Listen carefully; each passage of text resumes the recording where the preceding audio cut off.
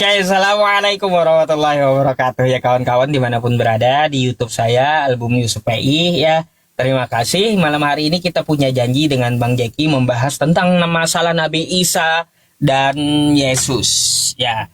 Jadi tentang masalah Nabi Isa itu pasti kita berpedoman kepada Al-Quran dan hadis ya kawan-kawan semuanya.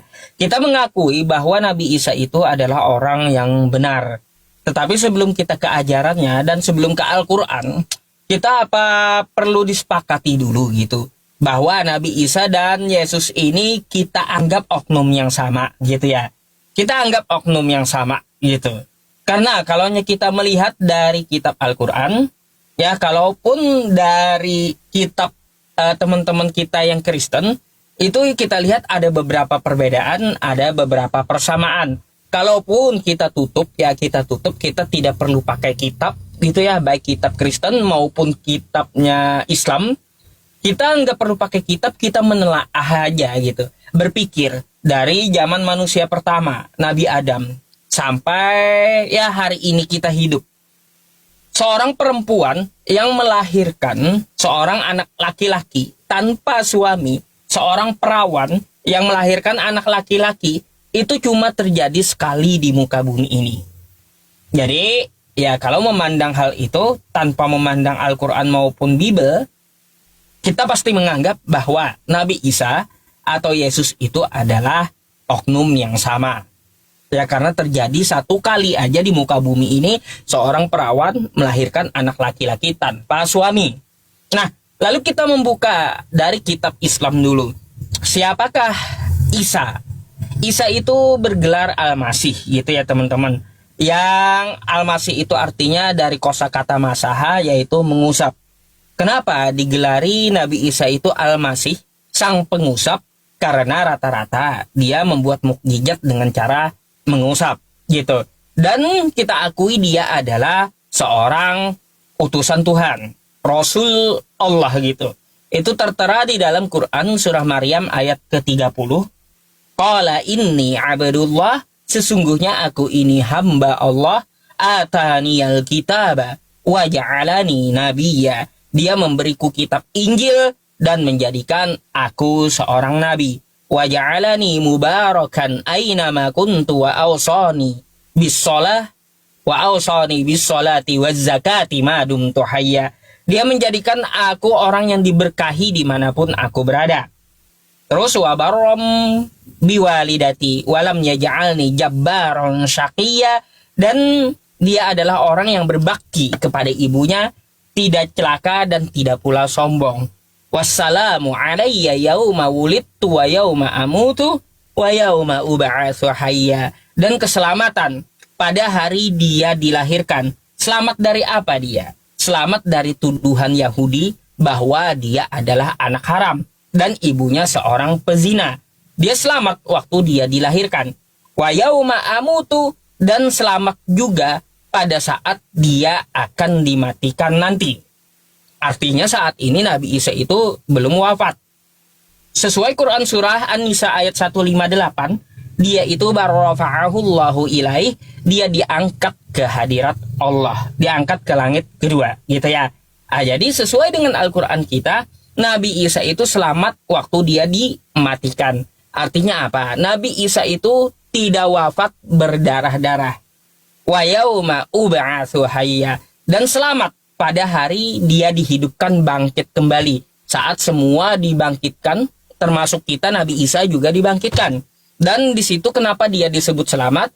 Karena dia terlepas dari tuduhan orang-orang yang mengatakan bahwa dirinya adalah Tuhan. Di hari kiamat nanti Nabi Isa akan langsung dihadapkan kepada para penyembahnya dan diambil kesaksiannya. Pada hari itulah Nabi Isa akan mengusir para penyembahnya. Dan Nabi Isa ini juga kalau kita lihat dalam Quran surah Ali Imran ayat 49, dia itu diutus hanya untuk Bani Israel. Wa rasulan ila Bani Israel. Dia itu diutus untuk Bani Israel. Jadi sedikit ya atau sekilas tentang masalah Nabi Isa di dalam kepercayaan Islam, dan masih banyak yang perlu dijabarkan karena terkait dari waktu. Kita kasih dulu waktu untuk Bang Jeki membahas atau menjelaskan tentang masalah Yesusnya. Terima kasih, silakan.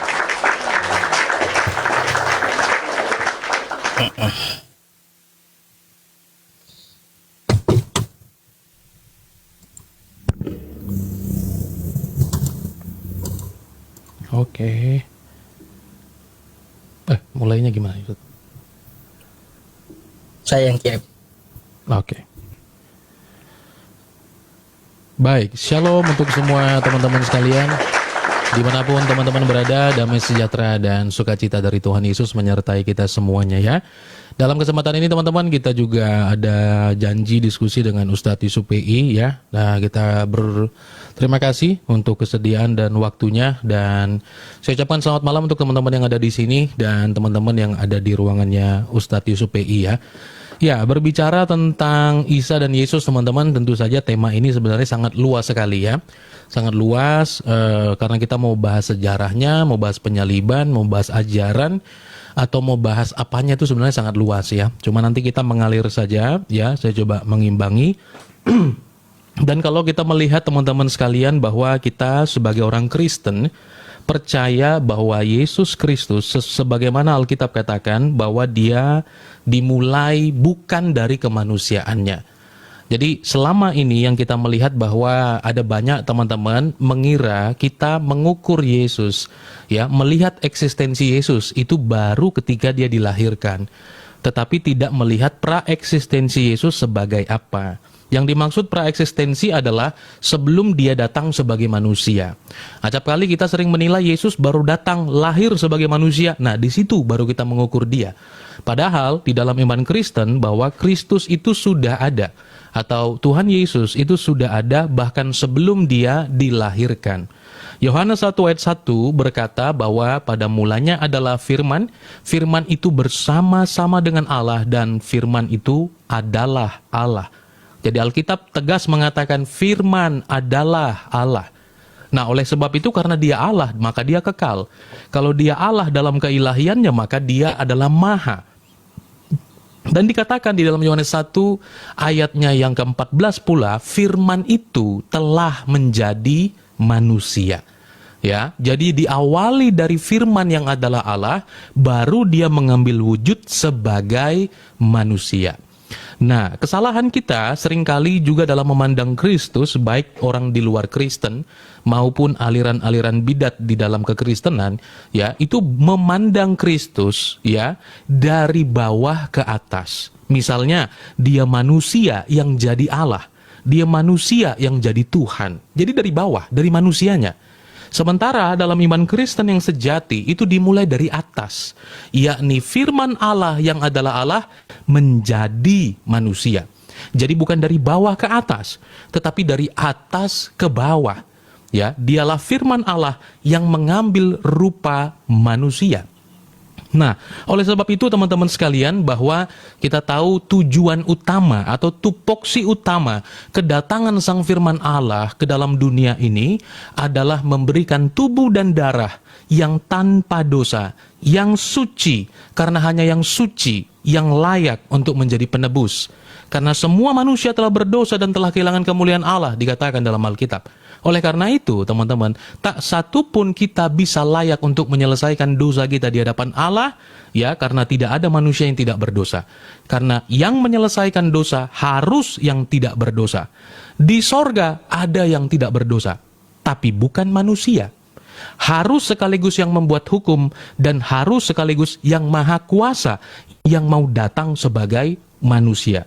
Itulah sebabnya bahwa dikatakan telah tiba waktunya Allah mengutus anaknya yang lahir. Ya, yang lahir. Jadi pengutusan itu untuk lahir. Yesus diutus untuk lahir. Maka itu tidak sesuai dengan kalau kita melihat jenjang kenabian pada umumnya. Ya, kalau nabi-nabi itu lahir, besar, dia belajar, diutus. Tapi Kristus, dia diutus untuk lahir. Ya, jelas ini sesuatu yang berbeda, teman-teman sekalian. Ya, berbeda dari manusia pada umumnya. Nah, oleh sebab itu Tuhan Yesus menjelaskan dari mana dia berasal sesuai dengan Yohanes 6 ayat 38. Dan tidak ada manusia yang pernah mengatakan ini. Tidak pernah ada manusia yang mengatakan ini. Di dalam Yohanes 6 ayat 38, Yesus berkata, "Aku telah turun dari sorga, bukan untuk melakukan kehendakku sendiri, tetapi untuk melakukan kehendak Dia yang mengutus aku. Jadi kehidupan Kristus dikatakan Dia telah turun dari sorga. Nah, itu dia. Jadi itulah sedikit pandangan kekristenan dalam memandang Kristus di dalam pra-inkarnasinya. Seperti itu.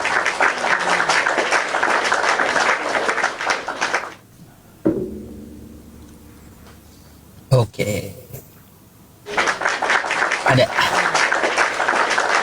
Ada hal yang menarik ini. Ya, silakan. Oke teman-teman, kita udah mendengar penjelasan dari Bang Jeki tentang masalah Yesusnya gitu ya. Ada beberapa hal yang saya catat di sini dalam penyampaiannya.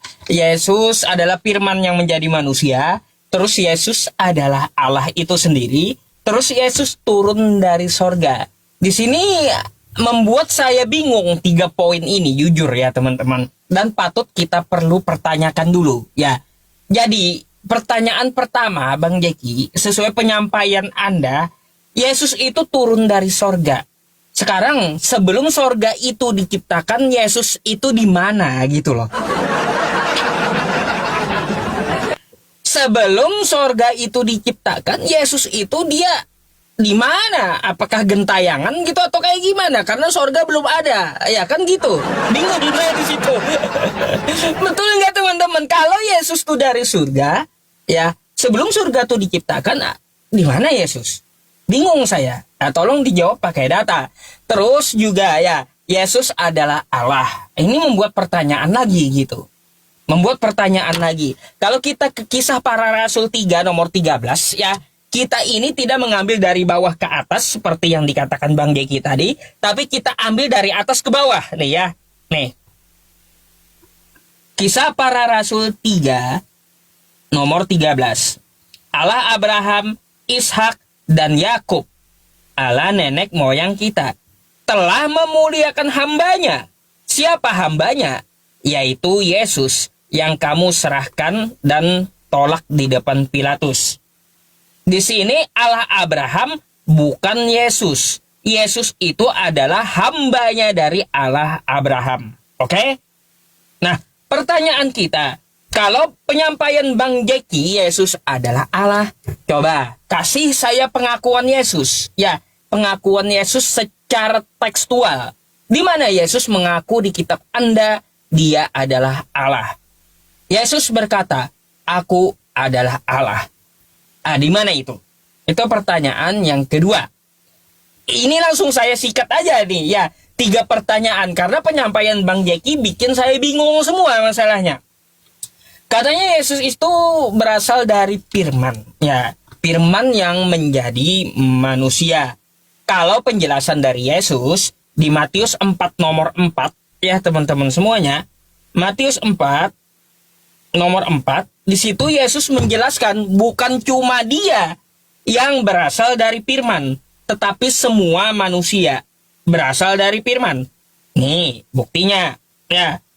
Tetapi Yesus menjawab, ada tertulis, manusia hidup bukan dari roti saja, tetapi hidupnya manusia itu dari setiap firman yang keluar dari mulut Allah. Oke? Nah, jadi ya kita bakal bertanya sama Bang Jeki. Menurut penjelasan Yesus, ya, menurut penjelasan Yesus, semua manusia itu berasal dari firman yang keluar dari mulut Allah. Kalau berdasarkan hal itu, Bang Jeki menuhankan Yesus, berarti semua manusia pun jadi Tuhan. Karena Bang Jeki dari firman Allah, saya dari firman Allah, penonton dari firman Allah. Ya udah, hari ini kita sembah Yusuf PI, besok sembah Bang Jeki, ya kayak gitu. Habis itu besoknya sembah penonton gitu, karena semua dari firman, kan kayak gitu. Yang berasal dari firman disebut Tuhan. Kalau gitu kita gantian nyembah aja tiap hari gitu, ya. Nah itu. Sekarang pertanyaan yang ketiga dan tolong dicatat. Udah, saya minta pengakuan Yesus juga. Di mana Dia berkata, aku ini berasal dari firman.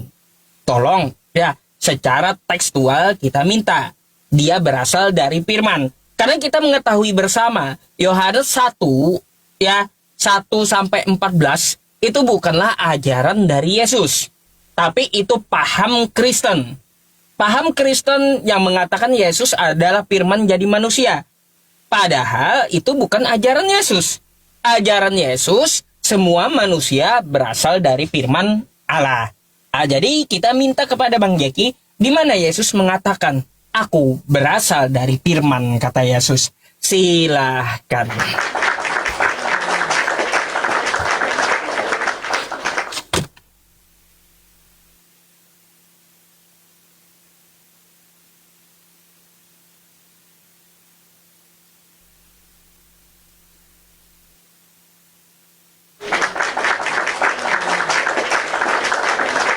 Belum muncul, tunggu ya. Mungkin Bang Jeki kalau muncul silakan duluan dipencet.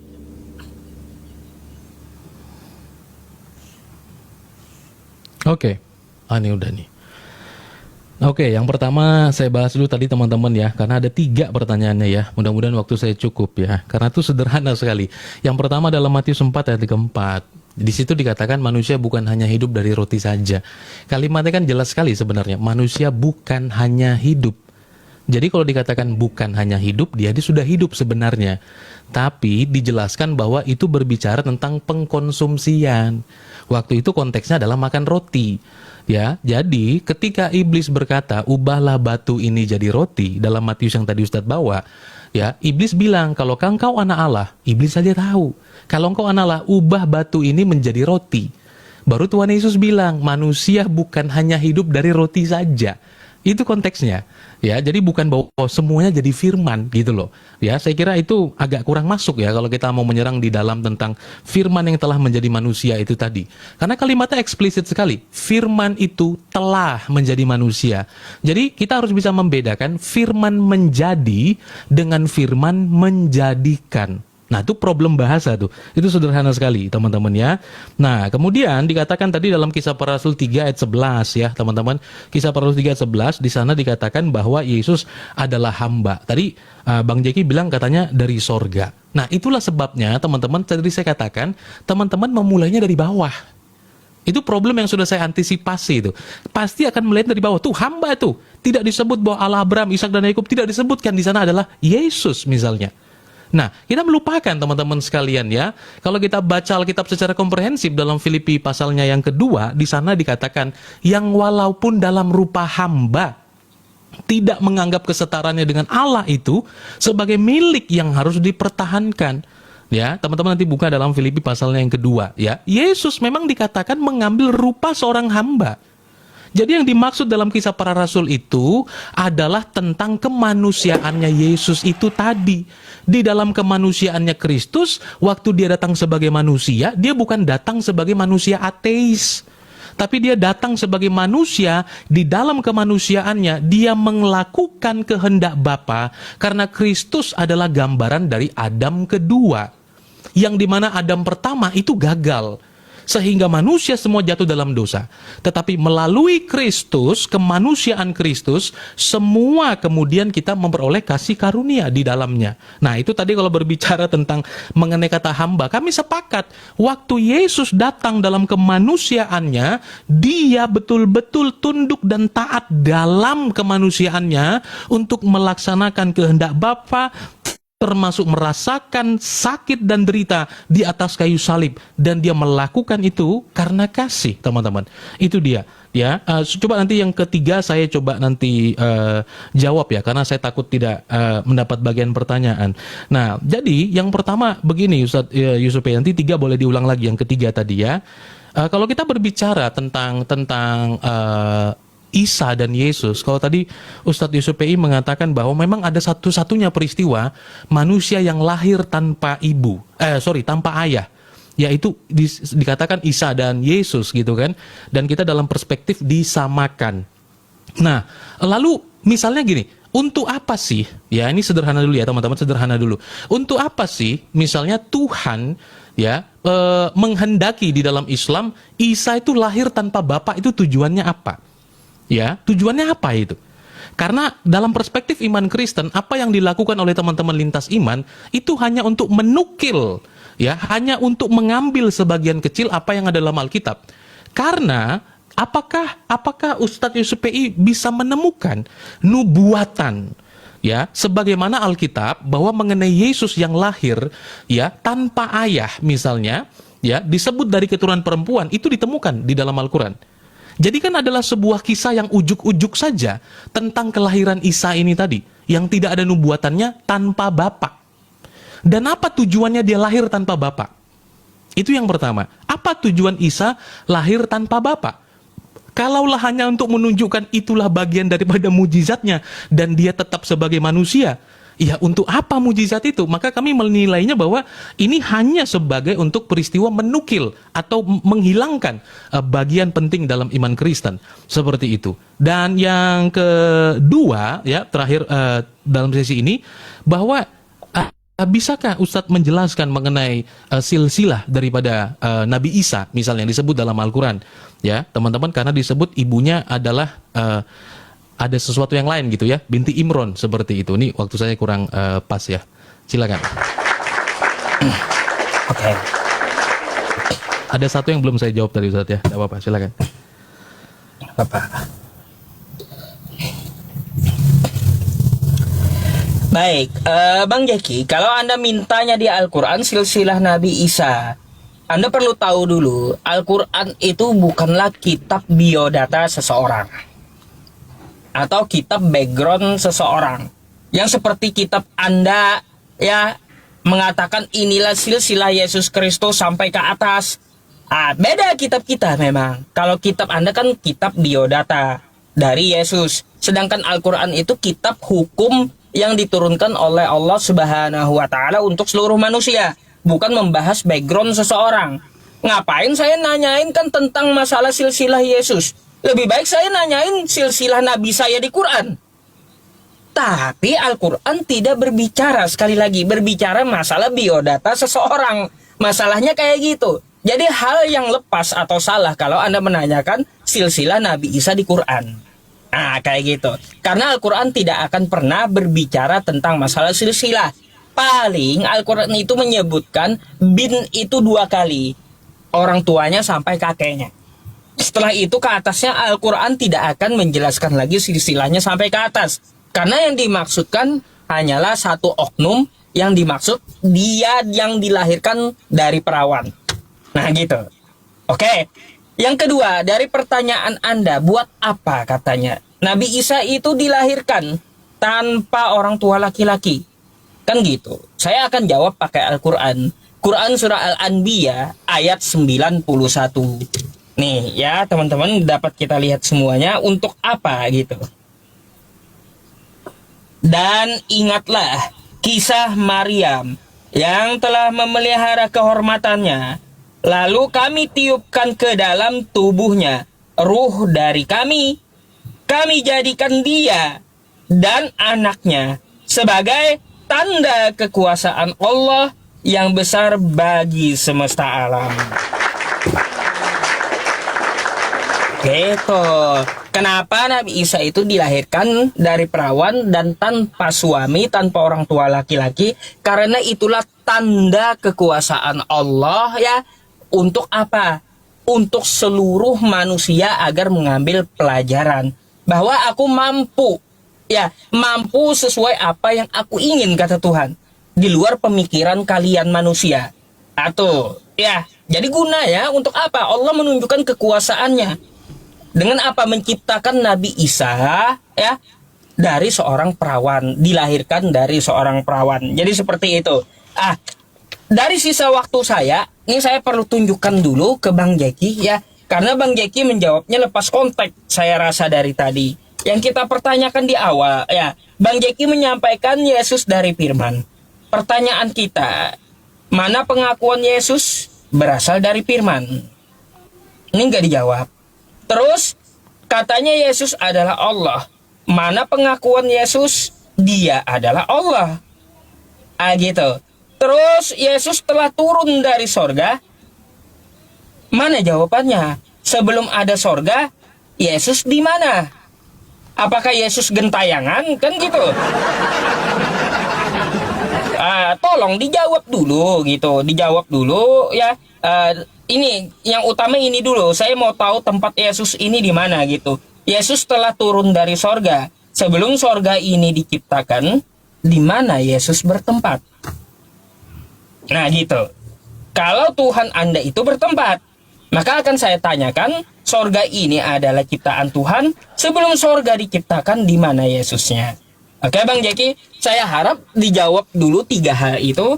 Tadi memang saya memberikan beberapa ayat untuk sebagai penguat. Bukan berarti ya ayat dari yang saya berikan itu menjadi pertanyaan saya, bukan. Yang menjadi pertanyaan saya 3 poin ini. Di mana pengakuan Yesus dia adalah Allah, di mana pengakuannya dia berasal dari firman, dan di mana Yesus itu ketika sorga belum diciptakan. Oke? Karena dia kita mengetahui ini, kan saya kasih ayat lagi. Aku ada sebelum Abraham ada, kan katanya kayak gitu. Artinya lebih duluan dong. Sebelum sorga diciptakan dia di mana? Itu yang kita tanyakan. Silakan dijawab memakai data ya. Terima kasih.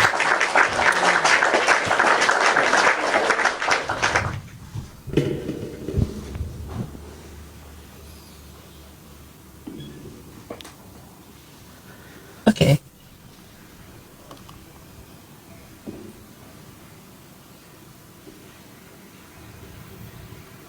Sabar ya kawan-kawan. Belum muncul. Belum muncul.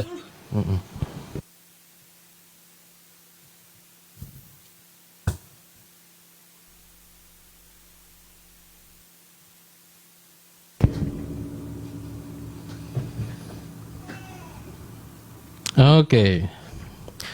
Jadi teman-teman tadi sudah itu kalimatnya jadi berubah lagi. Yesus berkata, di mana Yesus katakan aku dari firman. Kalimatnya bukan begitu Ustaz. Kalimatnya Yesus adalah sang firman Allah itu. Makanya tadi saya katakan kita harus bisa membedakan firman menjadi dengan firman menjadikan. Itu sesuatu yang berbeda itu. Mazmur 33 ayat 6 misalnya. Lihat nih teman-teman ya. Mazmur 33 ayat 6 dikatakan, oleh firman Tuhan langit dijadikan, oleh nafas dari mulutnya segala tentaranya. Jadi kalau dikatakan bahwa Yesus dari firman, itu maknanya jadi berubah. Ya kan? Tapi Yesus saya katakan, Yohanes 1 ayat 1 itu perlu diperhatikan kalimatnya. Kadang-kadang memang suka agak lost di situ. Yesus itu adalah firman yang menjadi. Ya, bukan firman yang menjadikan kalimatnya di situ. Firman menjadi. Jadi sang firman Allah itu mengambil natur manusia atau yang kita sebut dengan inkarnasi. Itu tadi. Ya, nah oleh karena itu teman-teman sekalian, waktu yang tadi saya jelaskan mengenai apa namanya Matius 4 ayat 4 itu tadi, itu konteksnya berbeda. Kalau konteks itu bertanya bahwa pertumbuhan manusia itu bukan hanya dari roti, tapi juga disebut pertumbuhan manusia oleh perkataan firman Allah. Itu yang Tuhan Yesus maksud gitu ya. Nah, kemudian tadi dikatakan bahwa pengakuan Yesus adalah Allah. Nah, ini tadi saya katakan juga problemnya bahwa teman-teman menilai melihatnya kemanusiaan Yesus. Tetapi yang mau diukur adalah keilahiannya. Jadi maksudnya gini, yang dilihat Yesus yang datang sebagai manusia, tapi kita mau ukur dia di dalam keilahiannya. Kalau mau ukur dia dalam keilahiannya, maka semua atribut keilahiannya itu adalah dia. Karena waktu Yesus datang sebagai manusia, dia membatasi diri. Dalam Filipi pasal yang kedua tadi saya katakan, ya, yang walaupun dalam rupa Allah, dia tidak menganggap kesetaraannya dengan Bapa itu sebagai milik yang harus dia pertahankan, ya, melainkan dia mengosongkan dirinya. Itu Filipi 2, teman-teman, ayat 6, 7 dan 8. Itu teman-teman lihat, ya. Nah, maka daripada itu bahwa di dalam kemanusiaan Kristus kalau kita lihat mana kemahaannya, mana ininya, mana itunya. Nah, yang dilihat kemanusiaannya. Gitu loh. Nah, maka itu saya katakan bahwa waktu kita melihat Yesus dalam kemanusiaannya, ya yang kita lihat adalah dia sebagai manusia. Karena di dalam kemahaan, ya itu tidak kelihatan.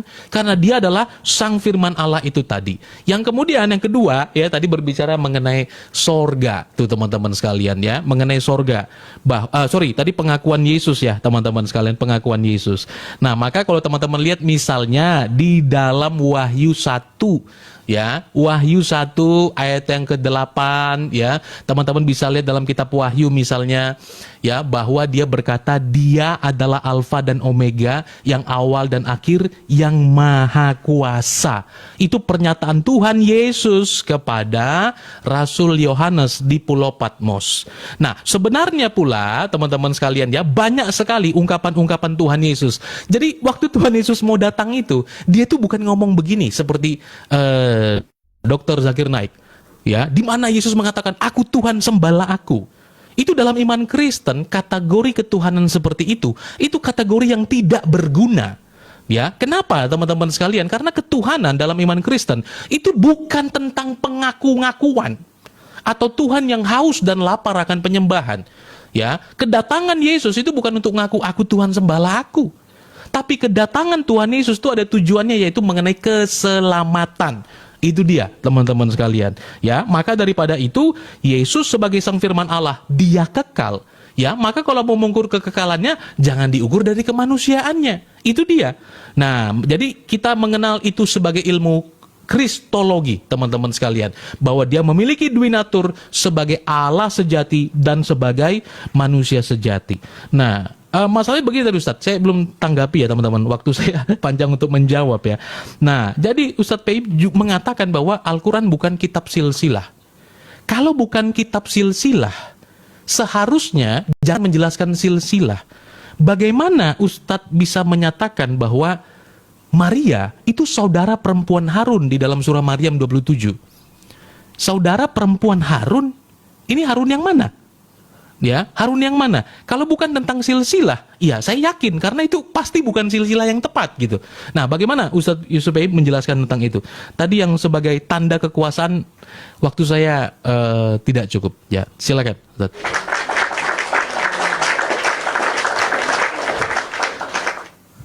Baik.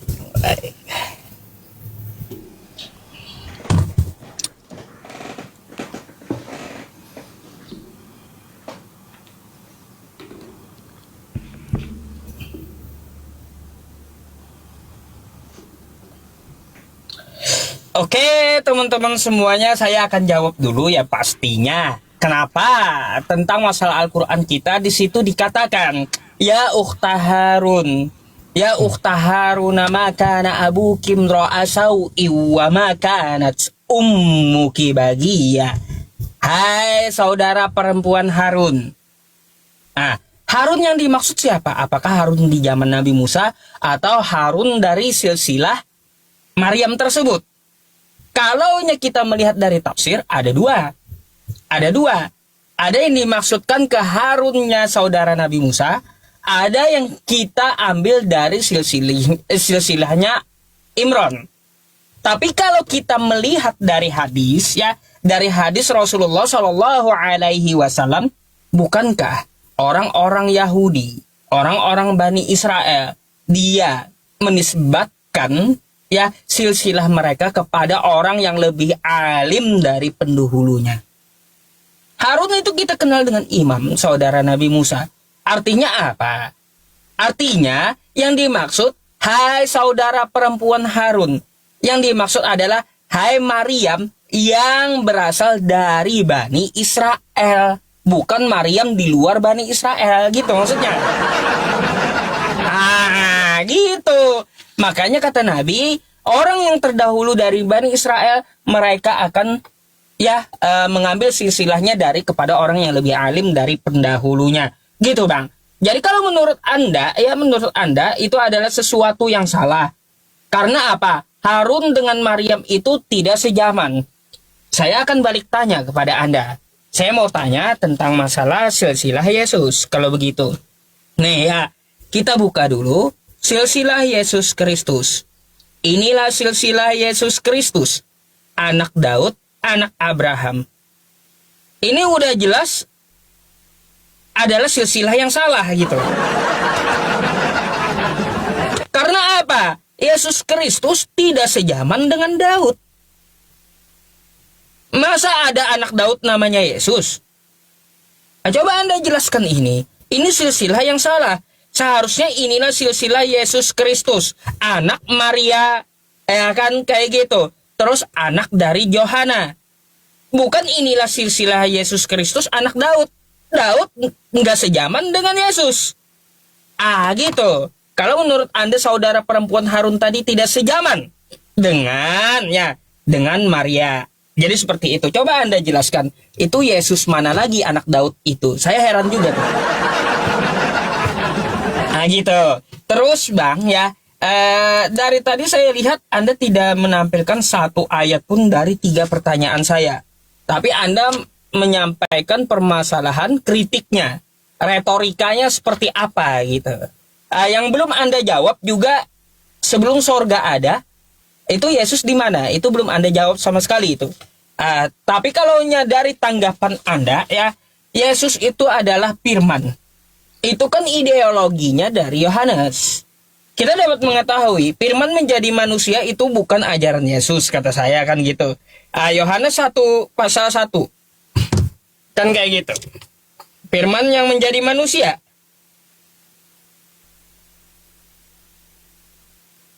Aduh, sabar. Nih, firman yang telah menjadi manusia. Ini kan bukan ajaran Yesus, tapi tulisan dari Yohanes. Nah, di sini yang Anda katakan tadi nomor 14-nya, ya. Firman itu telah menjadi manusia. Yang tulis adalah Yohanes. Saya mau tanya dulu. Kapan Yohanes ini lihat firman jadi manusia? Tahun berapa? Di mana? Tanggal berapa? Hari apa? Sehingga dia berani menyatakan firman itu menjadi manusia. Berarti dia lihat dengan mata kepalanya sendiri, firman ini berubah gitu. Nah, kan gitu. Jadi saya mau tahu Yohanes ini kapan lihat firman jadi manusia ini, sehingga dia berani mengajarkan firman itu jadi manusia. Padahal Yesus tidak ada mengaku berasal dari firman. Atau Tuhan tidak ada mengaku, ya Allah Abraham itu adalah Yesus. Kalau dari atas nggak ada juga. Jadi menambah pula nih pertanyaan saya tentang masalah silsilah Yesus. Terus kapan Yohanes ini lihat ya firman berubah jadi manusia? Silakan dijawab.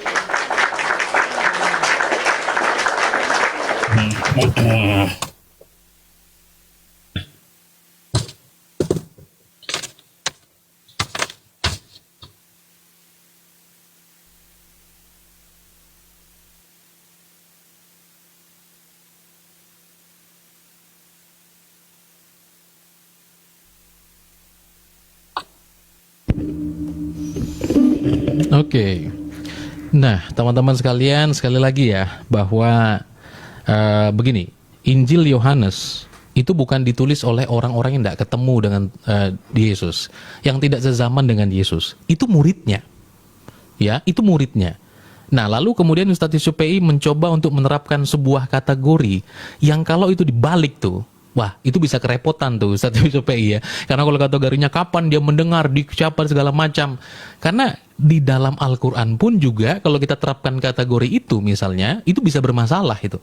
Ya, karena tidak ada satupun saksi misalnya yang melihat Nabi Yusuf PI menerima wahyu. Tapi kenapa kategori itu harus diterapkan?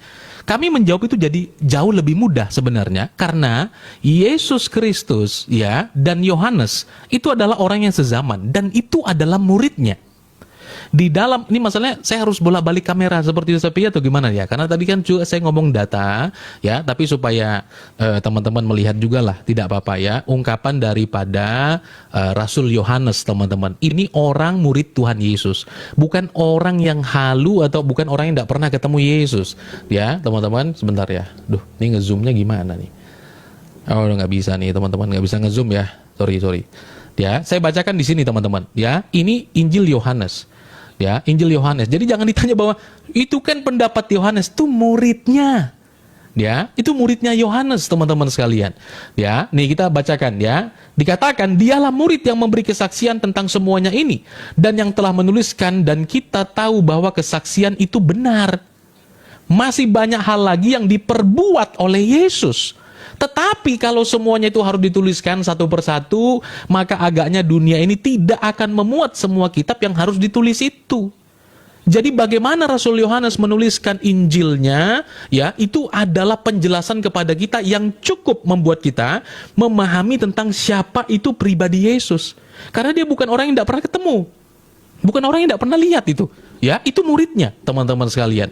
Ya, maka kita bersyukur bahwa dalam iman Kristen, ya, kita bukan dipaksa beriman kepada kitab-kitab, tapi kita punya kitabnya, yaitu kitab Injil. Sehingga kita bisa mengetahui, ya, bagaimana keterangan dari murid-muridnya, teman-teman. Secara khusus daripada Rasul Yohanes itu sendiri.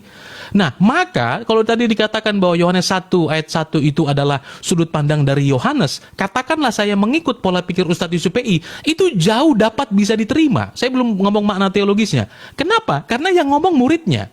Ya, yang ngomong adalah orang yang bersama-sama dengan Yesus.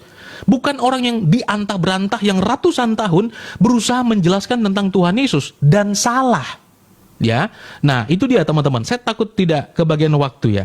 Nah, Ustadz Yusuf PI seharusnya percaya bahwa Maryam, Isa itu adalah Bani Israel. Ya toh? Bani Israel. Sejak kapan Bani Israel, ya, menyematkan nama silsilahnya dengan model tadi seperti yang Ustadz PI katakan tuh. Ya, modelnya dia menyematkan kepada nama orang alim misalnya. Ya, yaitu tadi adalah Imron. Ya, adalah Imron. Maka tadi kalau Ustadz PI mengatakan bahwa ini bukan kitab silsilah misalnya. Ya, bukan kitab silsilah. Loh, lalu mengapa menuliskan tentang Imron? Alasannya itu apa? Ya, alasannya apa? Apakah apakah orang saleh waktu itu hanyalah Imron atau seperti apa? Ya, nah, karena kalau dia adalah Bani Israel misalnya, seperti Yesus tadi menyebutkan di dalam silsilah.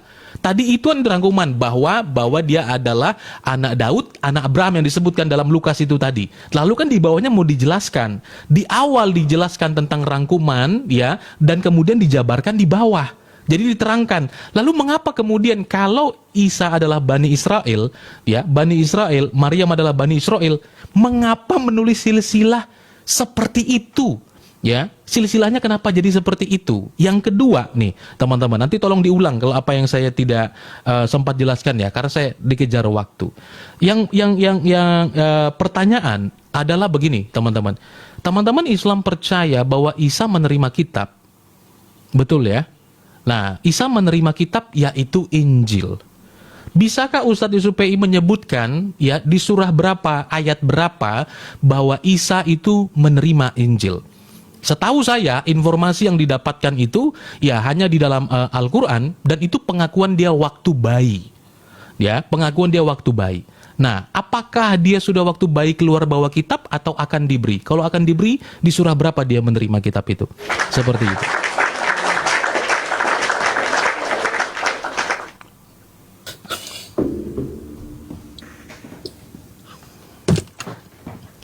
Silakan, Ustaz. Oke.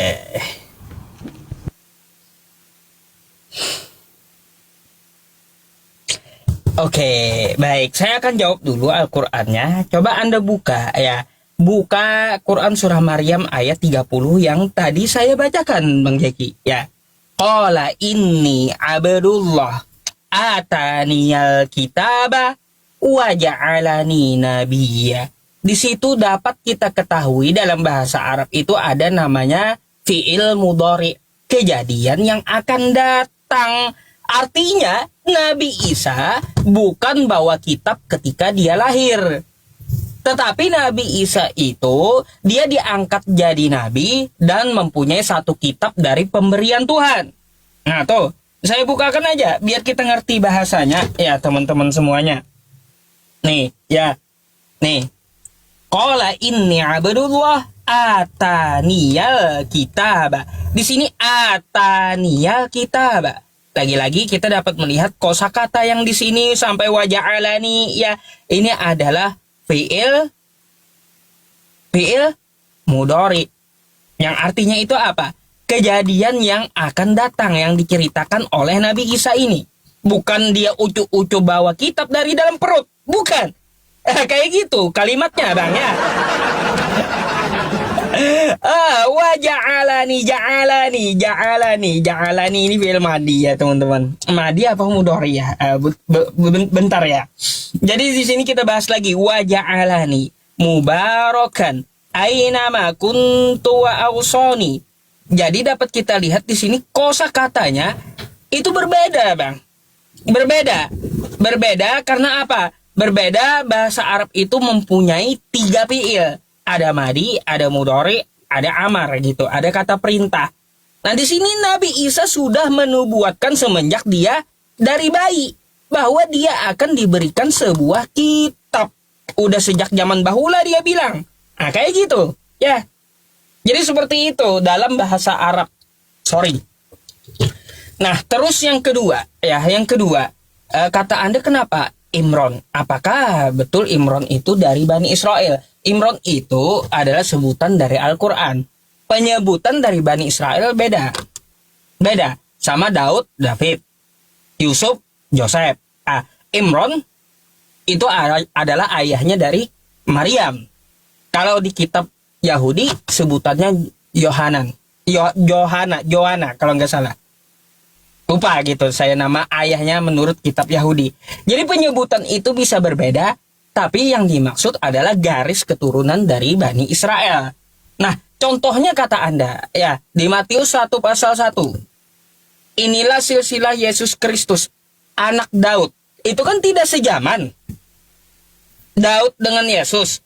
Kenapa Yesus itu dinisbatkan kepada Daud? Karena Daud adalah orang yang mempunyai, ya bisa kita bilang,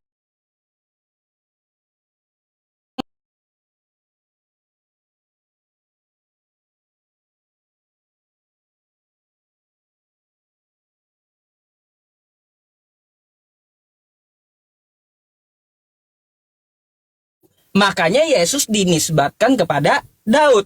Begitulah dinisbatkan kepada Harun. Memang tidak sejaman. Artinya apa? Dia itu dinisbatkan kepada orang, dinasabkan kepada orang yang lebih alim, ya, lebih alim dari pendahulunya. Jadi seperti itu, Bang. Kalaunya maksudnya seperti itu yang Anda mau, ya, itu jelas dari Bani Israel. Karena Yesus pun berasal dari Bani Israel. Dapat kita lihat di Matius 1 pasal 1 dinisbatkan ke Daud yang tidak sejaman. Oke. Jadi seperti itu. Terus yang kedua, dari tanggapan saya beberapa detik ini. Tolong dong dijawab, Yesus itu telah turun dari surga.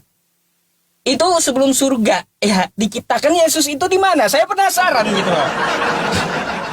Dari tadi itu belum dijawab, saya pengen tahu itu dulu gitu loh. Di mana dia? Ya, di mana dia? Nanti setelah ini saya baru bahas masalah Yohanes tadi, ya. Masalah Yohanes tadi. Jadi seperti itu.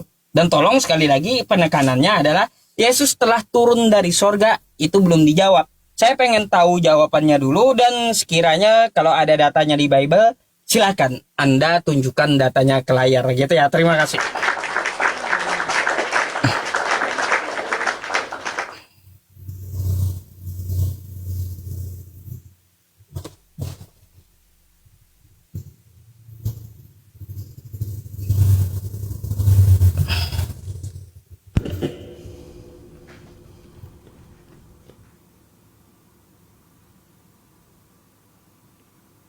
Silakan.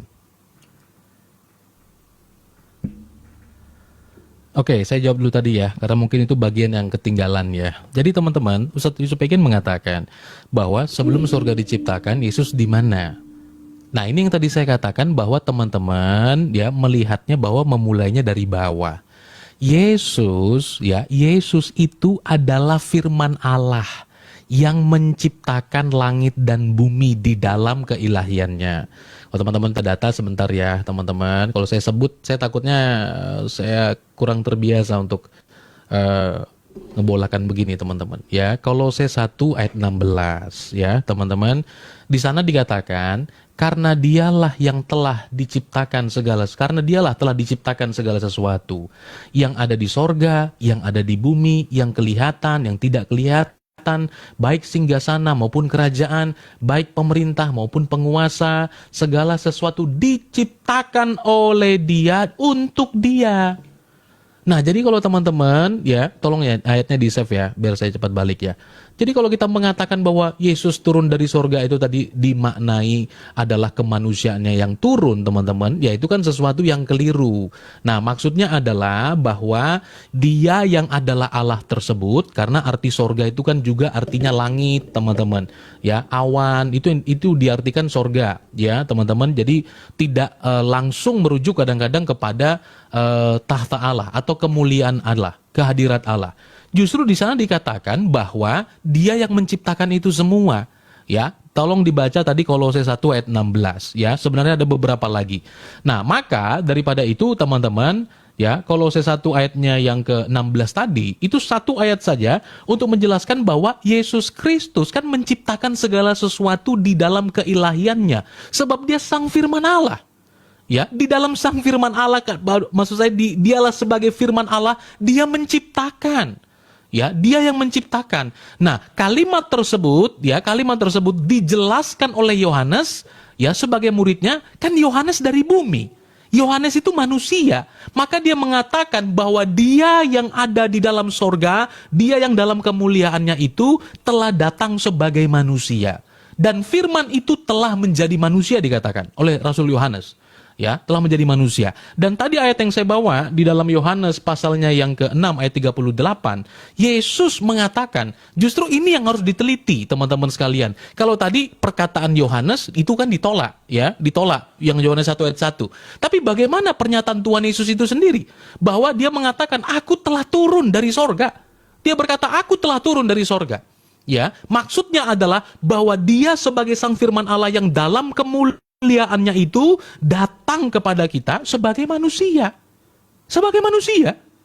Nah, maka itu tadi teman-teman sekalian, kalau dikatakan ini diciptakan dari mana, itu menjelaskan bahwa Dia bukan di dalam atau seperti kita. Di bagian yang lain, Yesus berkata, kamu dari bawah, aku dari atas. Kamu dari dunia ini, aku bukan dari dunia ini. Tuhan Yesus katakan. Saya bawakan lagi ayatnya teman-teman ya, supaya teman-teman lihat sebentar ya. Bentar.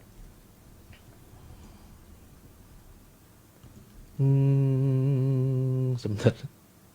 Ya, Yohanes pasalnya yang ke-15 ayat 19. Ya, saya bacakan. Tuhan Yesus menyatakan seperti ini. Ya. Sekiranya kamu dari dunia, tentulah dunia mengasihi kamu. Ya, tetapi kamu bukan dari dunia ini, melainkan aku telah memilih kamu dari dunia, sebab itulah dunia membenci kamu. Sorry, ini ayatnya untuk kepada murid-muridnya juga ya, teman-teman ya. Bentar. Sorry. Yesus berkata, sebentar ya.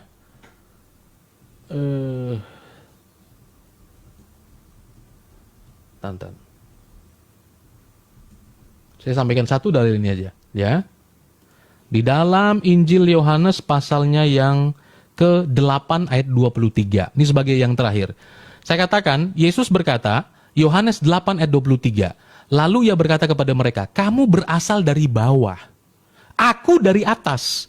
Kamu dari dunia ini, aku bukan dari dunia ini. Itu kata Tuhan Yesus. Ya.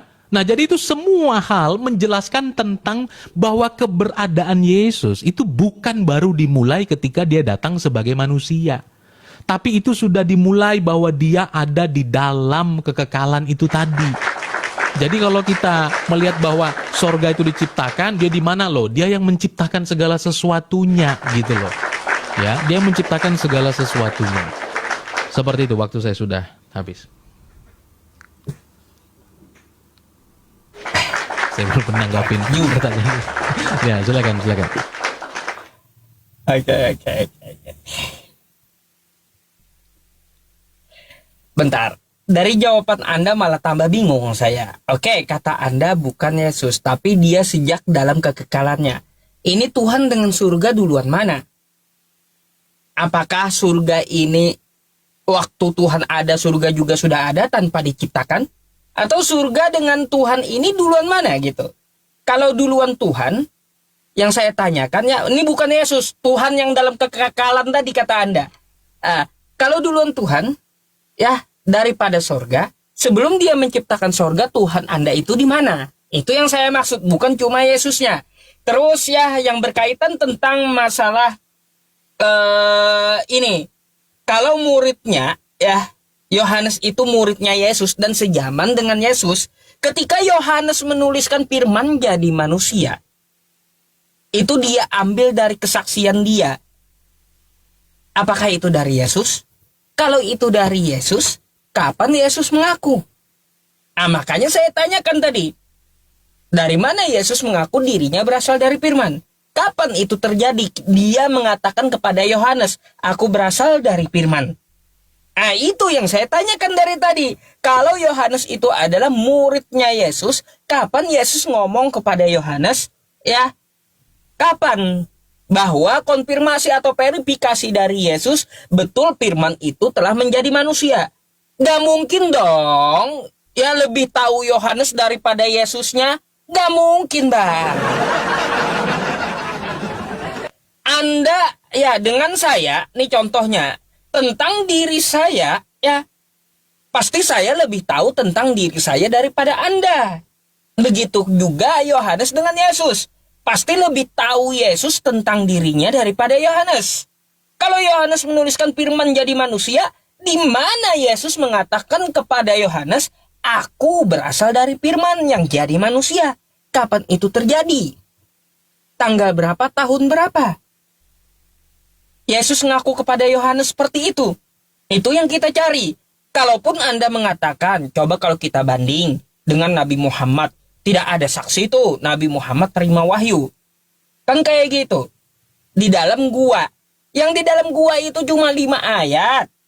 Ya, sisanya Aisyah tuh, lihat waktu wahyu turun. Aisyah istri Nabi tuh lihat. Sahabat-sahabatnya juga lihat ketika wahyu itu diturunkan. Hadisnya ada. Ah gitu. Jadi kalau yang di dalam gua yang Anda masalahkan, kalaunya kita mau rame-rame, ya mau rame-rame ke dalam gua, kita ini mau terima wahyu atau mau kondangan gitu di dalam gua. Coba Anda ke Yohanes 17 nomor 8. Saya akan kembalikan pertanyaan Anda tersebut ya tentang masalah penerimaan wahyu dari Yesus ini ya. Nih kata Yesus ya kayak gini.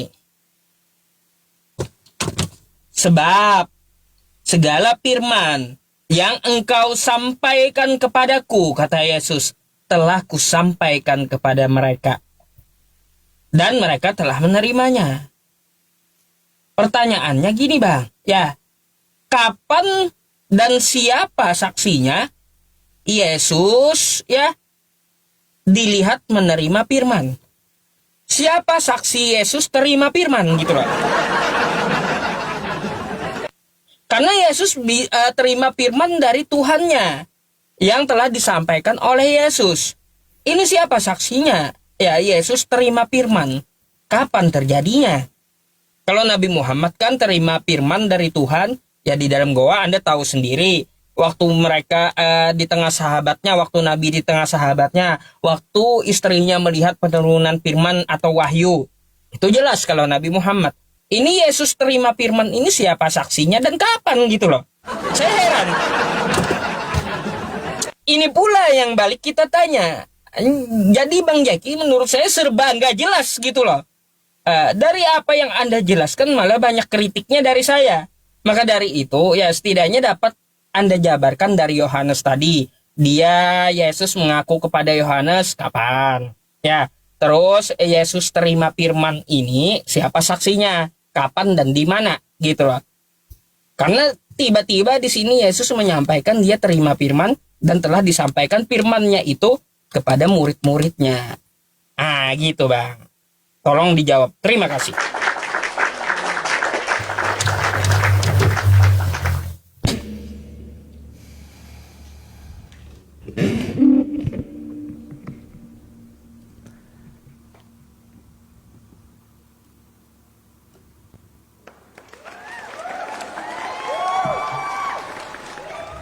Ya, saya koreksi lagi teman-teman. Lagi-lagi Ustadz Syupe'i mengatakan di mana pengakuan Yesus berkata aku berasal dari firman. Itu salah ya teman-teman. Lagi-lagi ungkapan itu tidak begitu. Yesus sang firman Allah. Tapi diulang lagi tuh. Saya harus teliti pada bagian itu. Karena Yesus ya teman-teman dialah sang firman Allah. Ya, jadi bukan di mana pengakuan Yesus aku berasal dari firman itu salah. Ya kan? Yang benar adalah Yesus sang firman Allah. Itu yang betul. Sang firman Allah itu yang turun datang mengambil rupa manusia. Itu dia, teman-teman sekalian ya. Nah, saya tanggapi dulu nanti takut saya lupa. Yang pertama, Ustadz Syupe'i, tadi kan saya tanya mengenai Isa itu menerima kitab. Dan betul ya seperti jawaban ada teman-teman yang lain, itu mengatakan akan. Ya, akan menerima kitab. Jadi Isa sudah ngomong sejak bayi bahwa dia akan, saya pakai kalimat itu, dia akan menerima kitab. Pertanyaan saya, di surah berapa Isa itu menerima? Kalau akan, berarti itu sifatnya dia future bentuknya, yang akan datang, ya toh? Yang akan datang. Nah, maka pada bagian mana? Pada bagian mana surah berapa Isa menerima kitab itu? Ya. Nah, Isa menerima kitab itu.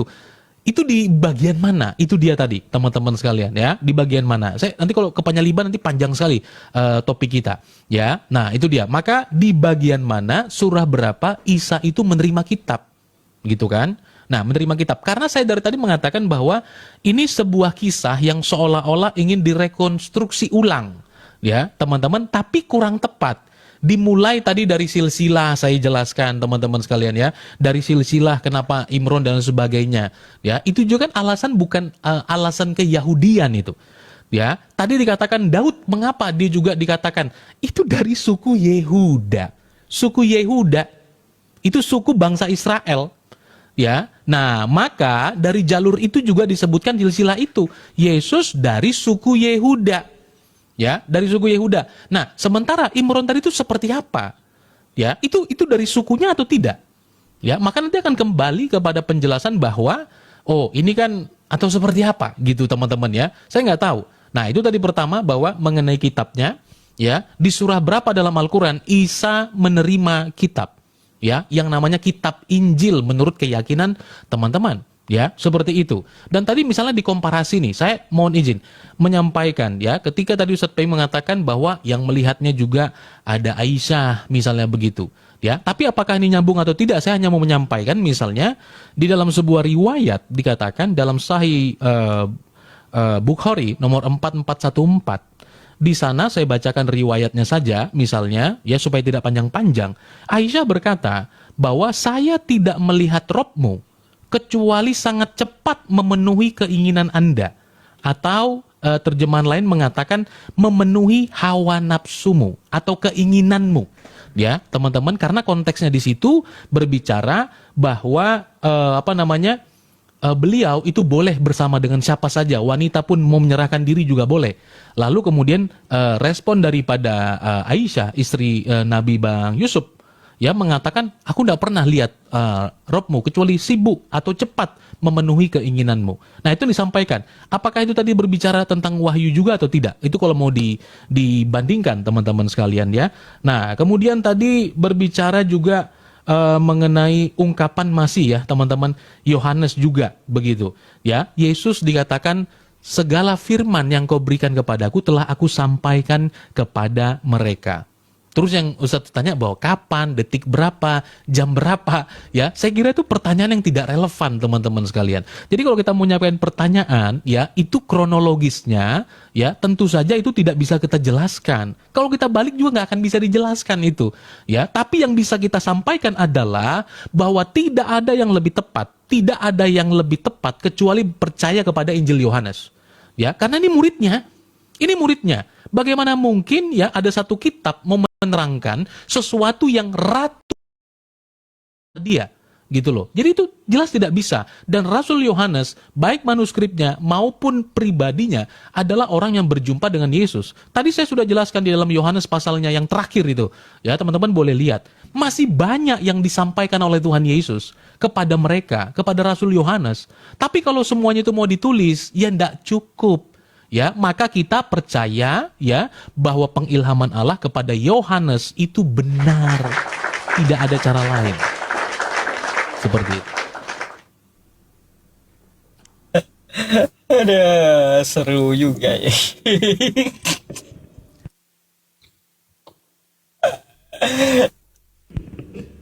Silakan. Baik, saya akan jawab dulu permintaan Bang Jeki ya. Kapan Nabi Isa itu terima? Katanya di ini ya teman-teman. Nih ya. Qala inni abdullah atani alkitab wa ja'alani nabiyya, dan Isa berkata sesungguhnya ya aku ini hamba Allah, dia memberiku Alkitab Injil dan dia menjadikan aku seorang nabi.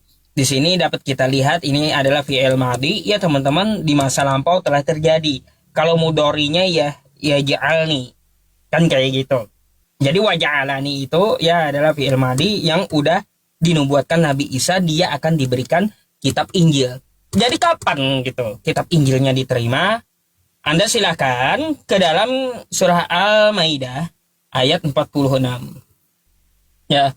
Wa qaffayna ala atharihim bi'Isa bani Maryam musaddiqan lima baina yadayhi minat Taurah wa atainahul Injil. Ya, tuh.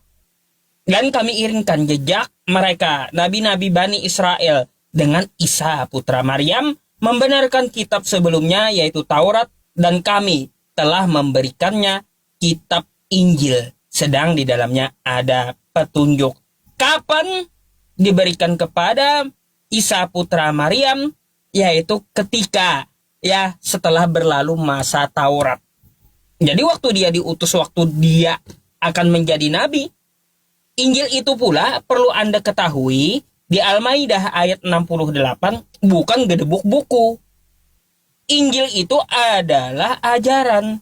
Qul ya ahlal kitab lastum ala syai'in hatta tuqimut Taurah wal Injil. Katakan wahai ahli kitab, kamu tidak dipandang beragama sedikit pun ya hingga kamu menegakkan ajaran, Bang. Taurat, Injil dan Al-Qur'an. Injil itu ajaran, bukan gedebuk kitab dari langit atau dibawa lahir oleh Nabi Isa gitu ya. Ya jelas artinya apa? Nabi Isa itu menerima firman dari Tuhan. Firman dapat kita ketahui tidak berbentuk buku, pastinya berbentuk oral yang di dalamnya mengandung ajaran. Oke? Artinya ketika Nabi Isa diutus ya, waktu dia sudah diutus, kapan dia diutus, maka di situ juga firman itu diturunkan kepada Nabi Isa setelah zaman Taurat Nabi Musa. Oke? Nah, yang menjadi tanggapan saya begini, Bang. Ya, kalau Yesus tidak memverifikasi Yohanes, lalu atas dasar apa Anda memaksa orang untuk percaya dengan tulisan Yohanes? Berkaitan dengan Nabi Muhammad itu lepas konteks mungkin tidak saya jawab gitu ya, tentang Aisyah dan Nabi Muhammad tadi. Nah, kan kayak gitu. Yang kita pertanyakan ya, atas dasar apa kamu memaksa orang-orang percaya dengan tulisan Yohanes, sedangkan verifikasi dari Yesus tidak pernah ada gitu loh. Ayo. Kan kayak gitu. Kalau dibalik bertanya kata Anda, ya segala firman yang engkau berikan kepadaku telah kusampaikan kepada mereka. Ini saksinya siapa?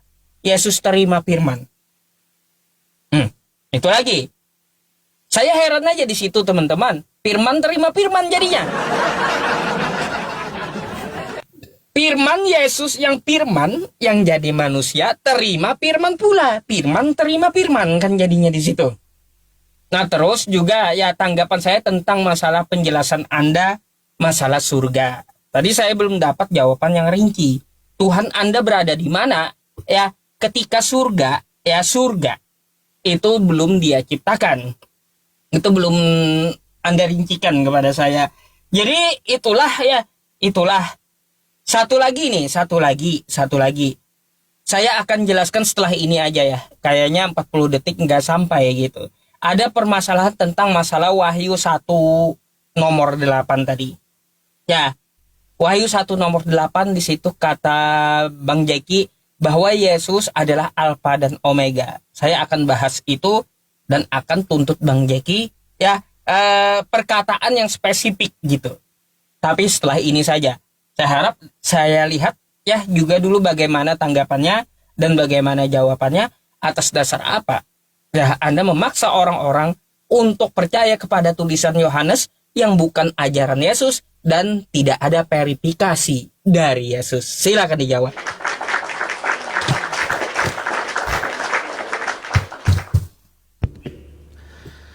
Oke. Baik. Sorry, belum.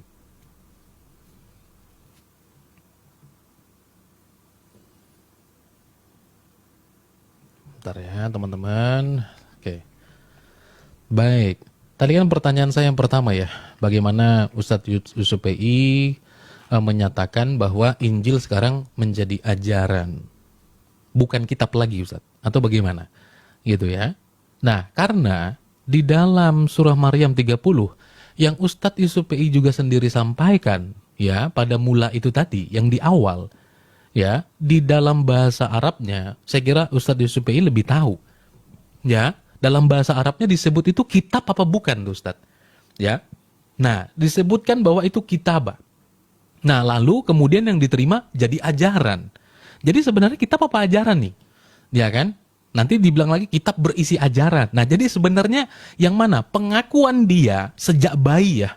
Sejak bayi dia sudah ngaku tuh bahwa dia nabi sejak bayi, dan dia ngaku sudah akan diberi kitab. Nah, pertanyaan kita tadi kan sederhana itu, bahwa kapan itu diberikan? Ya, di dalam konteks apa dia mengajarkan itu kepada orang-orang Israel waktu itu gitu loh. Ya, dalam konteks apa? Nah, maksudnya ada ajaran dari Injil yang dia sampaikan itu apa sih? Di mana dia menerima kitab itu gitu loh. Yang problemnya adalah sekarang Ustadz, hari ini teman-teman dipaksa beriman kepada Injil, tapi kan tidak punya satupun tuh. Apapun, tidak ada. Nothing. Tidak punya apa-apa tentang Injil misalnya. Ya, tentang Injil. Karena teman-teman mengakui bahwa Taurat dari Tuhannya, Injil dari Tuhannya, Zabur juga dari Tuhannya. 3 kali ini Ustadz, sama-sama nggak ada semua. Ya, 3 kitab itu kan sudah nggak ada semua tuh. Nanti boleh tanggapin ya. Kok bisa 3-3-nya nggak ada dan 3-3-nya mengaku dari Tuhannya gitu loh. Satu pun tidak ada. Nah, maka tadi pertanyaan saya fokus kepada Isa tadi, bahwa di dalam konteks apa dia menerima wahyu itu. Ya, dia menerima firman itu tadi di surah berapa gitu.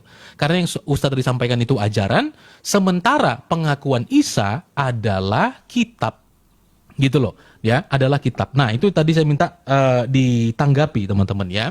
Nah, berikutnya ya kan, tadi Ustaz mengatakan atas dasar apa memaksa misalnya orang percaya kepada Injil Yohanes misalnya teman-teman ya, atas dasar kewarasan. Kenapa teman-teman sekalian? Injil Yohanes ya, itu adalah salah satu manuskrip yang paling tua atau paling sezaman ya dengan Tuhan Yesus Kristus. Ya, kurang lebih mungkin 19 sampai 20 tahun ya setelah Yesus. Nah, jadi teman-teman sekalian, mungkin teman-teman dalam pikirannya, jadi waktu penulisan Injil itu murid-murid duduk di samping Tuhan Yesus kayak wawancara begitu ya. Teman-teman pegang-pegang pegang-pegang pulpen di samping Tuhan Yesus. Tentu tidak demikian teman-teman sekalian, ya. Tidak demikian. Tetapi yang perlu kita ketahui bahwa tidak ada yang lebih pasti yang bisa kita yakini selain daripada murid-murid. Dan apa dasarnya? Murid-murid pasca Tuhan Yesus naik ke sorga. Lihat teman-teman ya, sistematikanya ini. Ini luar biasa banget. Itulah keuntungan kalau orang meyakini sesuatu, tapi barangnya ada. Jadi kronologinya tuh kita pahami. Ya, bahwa murid-murid masih bersama-sama pasca Tuhan Yesus naik ke sorga. Masih bersama-sama. Ya, nah masih bersama-sama, kemudian ada jemaat mula-mula dan sebagainya. Ya, nah itulah bahwa murid-murid masih bersama-sama, bahkan sampai pemilihannya atau dinyatakannya pemilihan Allah kepada Rasul Paulus. Nah, maka daripada itu teman-teman sekalian, bahwa Rasul Yohanes, perhatikan teman-teman semua, adalah orang yang hidup sezaman dengan Tuhan Yesus Kristus.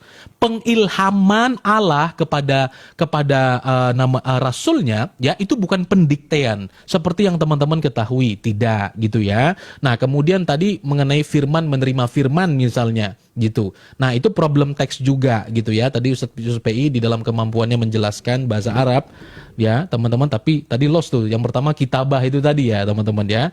Di dalam Yohanes 1, teman-teman ya, Yohanes 1, kata firman itu dipakai kata bahasa Yunaninya itu logos. Saya nggak bisa ngezoom, teman-teman, mohon maaf ya. Saya nggak bisa ngezoom ini bahasa Yunaninya logos, teman-teman. Ya, logos. Ini kata yang berbeda ketika Yesus mengatakan segala firman yang telah Engkau sampaikan. Kata firman yang disebutkan di situ itu menggunakan bahasa Yunaninya itu remata. Itu loh. Ya, remata, bukan logos. Sekali lagi ungkapan tadi yang keliru adalah mengatakan Yesus dari firman. Ya, teman-teman, berasal dari firman. Nah, itu yang keliru. Karena Yesus sang firman itu sendiri yang adalah Allah pula. Ya, seperti itu. Ya, silakan. Mohon maaf kalau ada yang belum sempat dijawab, boleh di replay nanti Ustaz ya. Mungkin berapa kali lagi kita? Oke. Ustaz? Boleh, saya nggak ada pertanyaan lagi. Mungkin saya hanya menjelaskan pertanyaan Anda saja gitu. Habis itu Anda tanggapi, habis itu closing mungkin. Boleh? Silakan.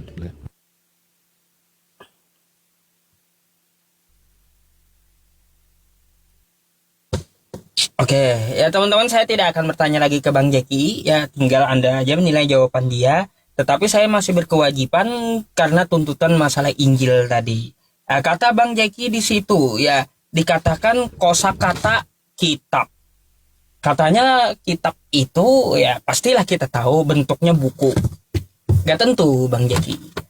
Alkitab itu, ya berasal dari kosakata kataba, yang artinya tulis, buku, kitab, kewajiban, ataupun ketetapan. Contoh nih, saya kasih contoh ayat Qur'annya ya. Kosakata kitab bukan buku, tapi ketetapan. Quran surah Al-Maidah ayat 32. Saya bawakan dulu. Nih. Min ajli dzalik, kata benar. Nih. Dari kosakata kataba yang diterjemahkan apa? Ketetapan. Satu lagi, ya, Al-Baqarah ayat 183. Nih. Ya ayyuhalladzina amanu kutiba. Diterjemahkan apa? Diwajibkan. Maka ketika di Maryam 30, ya, di Maryam 30, kosakata kitab di sini, nih, ya, artinya Nabi Isa itu menerima ketetapan dari Tuhan, maksudnya. Bukan terima buku, gedebuk buku kitab, bukan. Tapi ketetapan dari Tuhan. Nah, lalu mana ketetapan dari Tuhan itu? Ya, dapat kita lihat lagi. Nih, di Al-Maidah ayat 46 tadi saya jelaskan, Nabi Isa ini terima Injil. Dan kalau kita lihat Injil itu sekarang diletakkan Allah di mana? Nih, dan kami telah turunkan kepadamu Al-Quran dengan membawa kebenaran. Membenarkan apa yang sebelumnya. Jadi apa perkataan Nabi Isa di Al-Quran dan cerita tentang Nabi Isa di Al-Quran, itulah Injil yang pernah diturunkan oleh Allah Subhanahu wa Ta'ala kepada Nabi Isa. Gitu Bang Jeki maksudnya. Maka dari itu kata Allah, ambillah dan putuskanlah perkara ya antara mereka menurut apa yang diturunkan Allah. Karena apa? Al-Quran itu adalah kitab verifikasi dari kitab sebelumnya. Kitab-kitab atau ajaran sebelumnya itu telah berubah-ubah. Contoh kitab Anda, tiap tahun kan ada revisian yang terbaru. Maka sebenarnya yang pernah diturunkan kepada Nabi Isa itu seperti apa? Karena dapat kita lihat ya, Quran surah Al-Baqarah ayat 79. Fawailul lilladzina yaktubuna al-kitaba biaydihim thumma yaquluna hadza min 'indillah liyashtaru bihi thamanan qalila. Fawailul lahum mimma katabat aydihim wa wailul lahum mimma yaksibun. Celakalah orang yang menulis kitab memasukkan ideologinya ke dalam kitab tersebut untuk mengambil keuntungan yang sedikit. Lalu dikatakannya ini dari Allah. Contohnya ada kitab yang setiap tahunnya selalu revisi gitu loh Bang.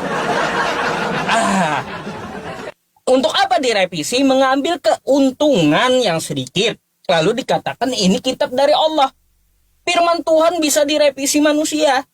Waduh, wa ma huwa min indillah. Padahal itu bukan kitab dari Allah.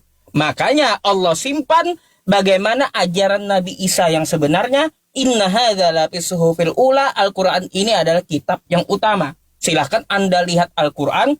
Apa cerita tentang Nabi Isa dan apa yang diajarkan Nabi Isa. Innallaha huwa rabbi wa rabbukum fa'buduh. Hadza siratum mustaqim. Dan menyembah Tuhan Allah adalah jalan yang lurus. Itulah Injil, mentauhidkan Tuhan semesta alam. Itu maksudnya. Jadi lihatlah gitu, lihatlah. Makanya kami tidak mengatakan kitab Anda salah semua. Kalau diverifikasi oleh Al-Quran, maka kami akui itu adalah kebenaran dari Yesus. Enggak kami katakan salah semua. Gitu. Makanya kan ada di kitab Anda, aku akan kembali kepada Bapakku dan Bapamu, Tuhanku dan Tuhanmu, Allahku dan Allahmu. Makanya di Al-Quran, Innallaha huwa rabbi wa rabbukum fa'buduh. Sesungguhnya Allah adalah Tuhanku dan Tuhanmu. Gitu maksudnya. Tanggapan akhir Bang, tanpa pertanyaan. Dan habis itu saya closing duluan, habis itu Anda closing. Oke. Ya, jadi yang pertama Ustadz Yusuf PI menunjukkan bahwa kata itu juga dipakai untuk bla bla bla. Tapi kata itu tidak persis sama itu. Bisa disebutkan ketetapan, bisa disebutkan ajaran, ya. Tetapi kata bah itu tadi yang kita mau persis sama. Itu kan tadi yang Ustadz Yusuf PI sampaikan itu, ya, itu dengan ayat atau dengan kalimat dalam bahasa Latin yang saya baca ya, itu beda banget tuh. Ya, beda sekali. Nah, maka kata kitabah itu tadi, saya kira penafsir itu bukan orang yang nggak belajar, ya, atau penterjemah itu bukan orang yang nggak belajar. Mereka semua, baik di dalam versi terjemahan yang lain misalnya, itu mengatakan makanya diterjemahkan Alkitab, gitu loh. Terjemahannya jadinya Alkitab dalam kurung Injil, gitu loh. Nah, maka kalau tadi menyampaikan referensi beberapa ayat-ayat itu tadi, kalau itu juga benar, kenapa tidak pakai itu? Ya, sehingga Ustadz Yusuf PI harus kemudian mencari referensi lain dan juga terjemahannya tetap juga Alkitab gitu loh. Ya, di Alkitab. Dan kemudian kalau kita melihat di dalam tafsir-tafsirnya, semuanya menjelaskan kitab. Ya, tafsir Al-Muyassar Kementerian Agama Saudi Arabia misalnya memberiku kitab, yaitu kitab Injil dikatakan. Ya, dan masih banyak lagi teman-teman sekalian. Nah, kemudian teman-teman sekalian ya, tadi juga ini sudah tanggapan akhir ya mengenai pernyataan-pernyataan Ustadz Yusuf PI gitu kan. Nah, karena berbicara tentang Tuhan Yesus tadi, saya hanya mau menyampaikan bahwa tidak ada alasan bagi kita ya untuk tidak percaya kepada Injil, teman-teman sekalian. Tidak ada alasan. Ustadz Yusuf PI mengatakan bahwa Al-Quran membenarkan kitab-kitab terdahulu. Apakah hari ini ungkapan teman-teman itu membenarkan kitab-kitab terdahulu atau menyala-nyalai kitab-kitab terdahulu?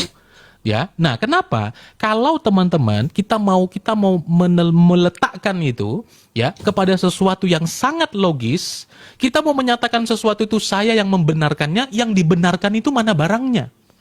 Bagaimana mungkin kita meletakkan kitab sucinya Ustadz Yusuf PI yang ibaratnya dari sisi waktu itu jauh lebih modern? Kalau tadi dikatakan revisi supaya tidak salah, yang direvisi revisi terjemahan. By the way, ya, Quran Kemenak itu puluhan kali revisinya terjemahannya direvisi. Kalau teman-teman bisa bahasa Injil, bisa bahasa Yunani, bisa bahasa bisa bahasa Ibrani, ya monggo aja baca. Tapi jangan sampai tidak mengerti maknanya, itu tidak jadi apa-apa itu dalam iman Kristen. Kalau kita komat kamit atau kita ngomong bahasa aslinya bagus lantunannya, kita tidak tahu artinya, masuk dalam neraka. Kalau kita tidak mengerti Yesus Kristus adalah kebenaran di dalam Injil itu. Nah, itulah sebabnya teman-teman sekalian bahwa kita sebagai orang Kristen tuh sangat bersyukur sekali. Di dalam Lukas pasal 24, Tuhan Yesus menyebut 3 kitab yaitu Yesus berkata, semua yang tertulis tentang aku dalam kitab Taurat Musa, kitab para nabi, Mazmur Daud harus digenapi. Itu kata Tuhan Yesus. Ya, nah tetapi kalau kita melihat misalnya kitab menyatakan bahwa ada nama nabinya Ustadz Yusuf PI yang disebutkan di dalam Taurat dan Injil. Itu disebutkan ada nabi yang ummi yang namanya disebutkan tertulis dalam kitab mereka yaitu Taurat dan Injil, sampai detik ini itu tidak pernah ada. Itu mungkin tema yang lain ya, tapi itu pernyataan saya hari ini menyatakan bahwa memang tidak ada. Gitu loh. Nah, maka kalau tadi kita berbicara tentang kitab dan mengatakan dituliskan dan revisi, yang pertama itu yang direvisi adalah revisi terjemahan, dan juga kitab suci dalam konteks Kemenak Quran juga revisi terjemahan bahkan puluhan kali. Ya, teman-teman. Dan itu bukan ada masalah tuh. Kami orang Kristen tidak teriak-teriak, "Wow, mosok direvisi." Kami tahu yang direvisi itu terjemahan, ya, karena itu tidak masalah gitu teman-teman sekalian. Yang tidak boleh merubah makna itu yang tadinya Yesus disalib jadi tidak disalib. Nah, itu perbedaan sangat artinya dan maknanya juga sekaligus berubah, ya. Nah, itu dia teman-teman sekalian ya, dan teman-teman yang juga mendengarkan jawaban Ustadz Yusuf PI dan saya juga, ya. Sekali lagi saya katakan tidak ada alasan bagi kita untuk tidak percaya kepada kitab Injil, kepada orang-orang yang hidup sezaman dengan Tuhan Yesus. Rasul-rasulnya ada 12. Orang-orang yang percaya kepada Tuhan Yesus, bahkan pasca Tuhan Yesus naik ke sorga, itu bertambah teman-teman sekalian. Di dalam Kisah Para Rasul pasal yang kedua, bahkan bertambah 3.000 jiwa. Banyak hal yang dituliskan oleh rasul-rasul dan yang mereka jelaskan, mereka terangkan. Itu sangat amat ya teman-teman, sangat amat membuat kita tahu bahwa ajaran itu teman-teman yang datang daripada sorga itu adalah ajaran yang benar. Dan Roh Kudus mengilhamkan kepada semua mereka untuk boleh percaya kepada Injil. Seperti itu.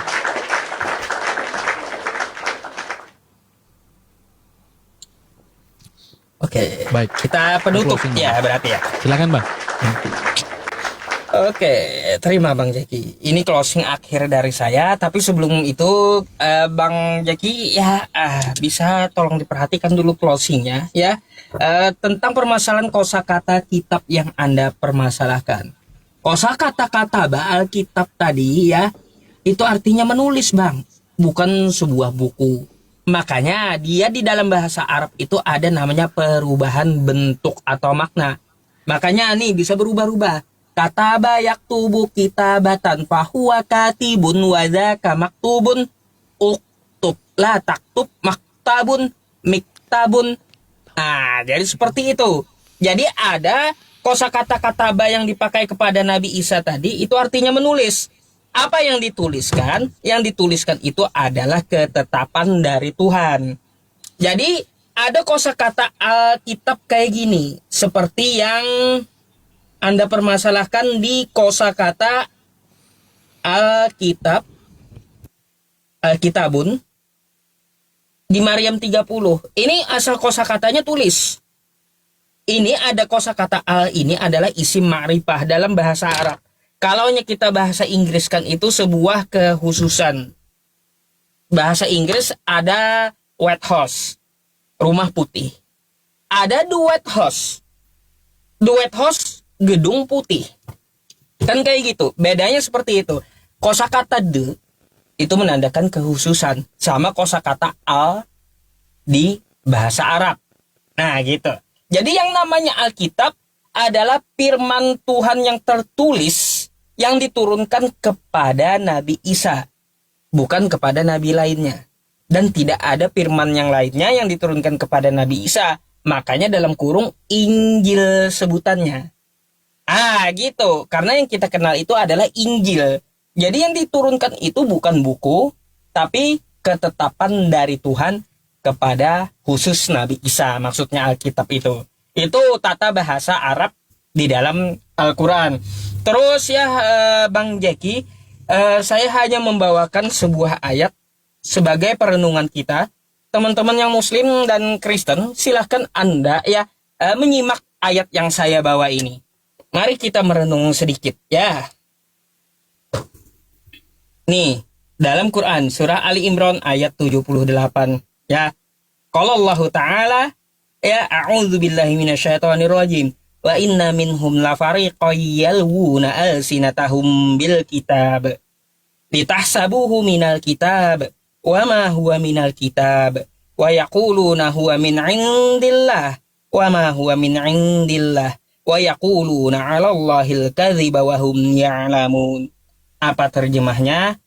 Sesungguhnya di antara mereka ada segolongan yang memutar-mutar lidahnya membaca Alkitab agar kamu menyangka yang dibacanya itu sebagian dari Alkitab, padahal ia bukan dari Alkitab. Dan mereka mengatakan yang dibacanya tadi itu datang dari Allah, padahal itu bukan dari sisi Allah. Mereka berkata dusta terhadap Allah, sedang mereka mengetahui. Jadi renungkanlah ya teman-teman semuanya, tidak ada ya Allah itu menurunkan sesuatu yang dusta.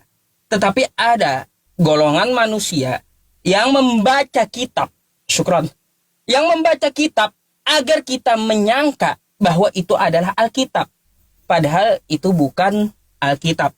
Dan mereka mengatakan ini dari Allah, dan langsung ditolak Allah.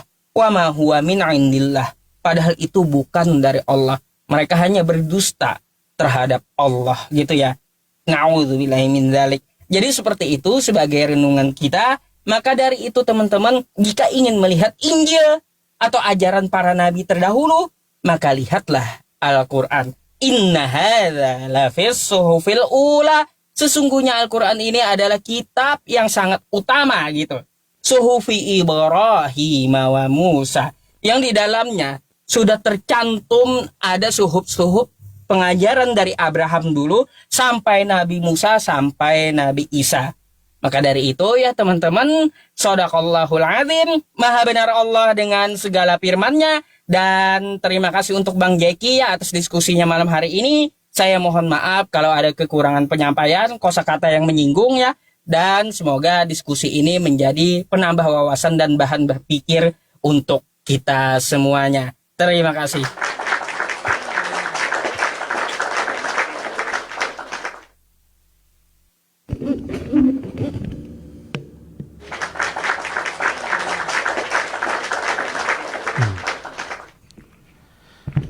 Oke.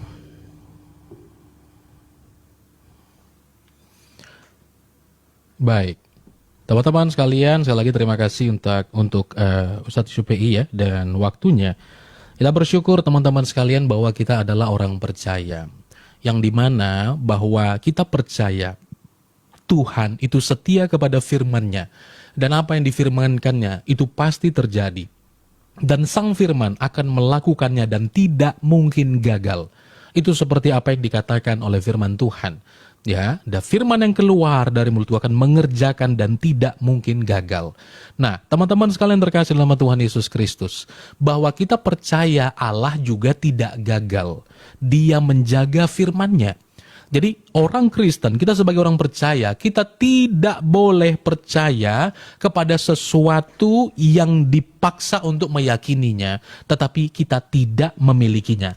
Maksud saya adalah bahwa firman Allah itu tidak mungkin gagal untuk dijaga. Tidak akan mungkin siapapun bisa gundul manapun, tidak akan mungkin bisa mengganggu, merusak firman Allah. Tidak bisa. Oleh karena itu, dia yang menjaganya. Dia yang kemudian mempertahankannya. Ya, teman-teman sekalian. Nah, ini yang perlu kita ketahui. Oleh sebab itu, sekali lagi saya ulang. Yesus berkata, semua yang tertulis tentang aku dalam kitab Taurat Musa, kitab para nabi, Mazmur Daud harus digenapi. Lalu bagaimana kita tahu bahwa Yesus menggenapinya? Sementara misalnya ada yang mengaku beriman kepada hal-hal tersebut, tapi satu pun tidak ada barang bukti sebagai pembuktian ini benar atau tidak. Tapi Yesus menyebut 3 kitab. Kecuali Yesus Kristus menyebut 3 kitab yang kita nggak tahu. Kitab kerutat-kerutut, kitab ting-ting-kruing, atau kitab geludak-geluduk harus digenapi. Kitab apa itu? Kita pasti orang Kristen juga nggak tahu. Udah pokoknya kita imani saja bahwa kitab itu pernah ada misalnya. Kita jadi aneh. Tapi waktu Yesus menyebut 3 kitab dan 3 kitab itu ada semua, ya, pernyataan itu menjadi benar. Jadi kita lantas memang tidak bisa percaya kepada sesuatu yang menyatakan misalnya membenarkan. Membenarkan apa misalnya? Ya, karena yang diyakini sudah tidak ada. Nah, oleh sebab itu teman-teman sekalian bahwa apa yang sudah dikatakan oleh Rasul Paulus dan para rasul yang lain bahwa antikristus sudah muncul. Orang-orang yang memutarbalikkan Injil telah muncul dikatakan sejak dari zaman Yesus. Itu disampaikan sejak dari zaman rasul-rasul. Orang-orang yang berusaha memutarbalikkan firman yang seolah-olah Injil, yang seolah-olah kebenaran, tapi ternyata itu bukan sesuatu yang benar. Teman-teman, tidak ada alasan untuk tidak percaya kepada kitab Injil, karena itu adalah firman Allah. Perhatikan apa yang Tuhan Yesus katakan, dan masihkah kita berpikir ini hanya manusia? Tuhan Yesus berkata, inilah kehendak Bapa-Ku, yaitu setiap orang yang melihat anak dan percaya kepadanya beroleh hidup yang kekal, dan supaya aku membangkitkannya pada akhir zaman. Saya mau tanya kepada teman-teman sebelah, menurut kalian siapa yang membangkitkan orang pada akhir zaman? Akankah kalian menyebut nama Nabi atau menyebut nama Tuhanmu? Yesus berkata, aku bangkitkan pada akhir zaman. Apakah ada manusia bisa menyatakan seperti itu? Tidak ada. Ungkapan Yesus berikutnya. Tuhan Yesus berkata dalam Yohanes 10 ayat 28. Yesus berkata, teman-teman sekalian, bahwa aku memberikan hidup yang kekal. Waktu saya tanya kepada teman-teman lintas iman, menurutmu teman-teman, siapakah yang memberi hidup kekal? Akankah engkau menyebut nama nabimu atau menyebut nama Tuhanmu, sang pemberi hidup kekal itu? Saya ragu kalau teman-teman menjawab nama nabi, tapi kamu akan menyebut nama Tuhanmu. Lalu siapa Yesus? Ketika dia berkata, aku memberikan hidup yang kekal kepada mereka, dan mereka pasti tidak akan binasa. Satu-satunya kitab suci untuk keselamatan yang menyatakan pasti hidup kekal, itu hanya dalam Alkitab dan pernyataan Tuhan Yesus sendiri. Oleh karena itu, teman-teman sekalian, Tuhan Yesus berkata, dia yang memberi hidup kekal dan dia yang membangkitkan pada akhir zaman. Dan ungkapan terakhir daripada Tuhan Yesus dikatakan, bahwa kalau kamu tidak percaya, akulah dia, kamu mati dalam dosamu. Itu yang dikatakan oleh Tuhan Yesus. Oleh sebab itu, bahwa Injil adalah firman Allah. Dan tidak akan mungkin ada satupun manusia mampu dapat mengubahnya. Karena sang firman Allah itu adalah kebenaran. Iya dan amin. Oke, terima kasih. Terima kasih banyak. Nanti tema yang lain bisa melalui WhatsApp lagi ya. Nanti ada tema yang saya ajukan lagi. Boleh. Oke. Terima kasih Ustadz, selamat malam. Terima kasih. Ya, selamat Sehat-sehat malam. selalu, Saya izin Ustadz. pamit dulu. Ya, Sehat selalu. terima kasih. Sehat selalu juga. Terima kasih.